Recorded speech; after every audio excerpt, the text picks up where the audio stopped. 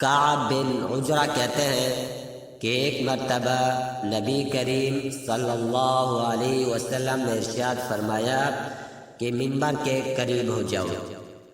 ہم لوگ حاضر ہو گئے۔ جب حضور صلی اللہ علیہ وسلم نے منبر کے پہلے درجے پر قدم مبارک رکھا تو فرمایا آمین۔ جب دوسرے پر قدم رکھا تو پھر فرمایا آمین۔ جب تیسرے پر قدم رکھا تو پھر فرمایا آمین۔ جب آپ خطبہ سے فارغ ہو کر نیچے اترے تو ہم نے عرض کیا کہ ہم نے آج آپ سے منبر پر چڑھتے ہوئے ایسی بات سنی جو پہلے کبھی نہیں سنی تھی۔ آپ نے ارشاد فرمایا کہ اس وقت جبریل علیہ السلام میرے سامنے آئے تھے۔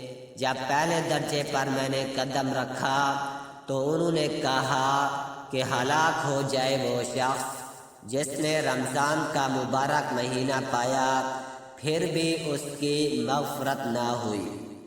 میں نے کہا آمین۔ پھر جب دوسرے درجے پر چڑھا تو انہوں نے کہا ہلاک ہو جائے وہ شخص جس کے سامنے آپ کا ذکر مبارک ہو اور وہ درود نہ بھیجے۔ میں نے کہا آمین۔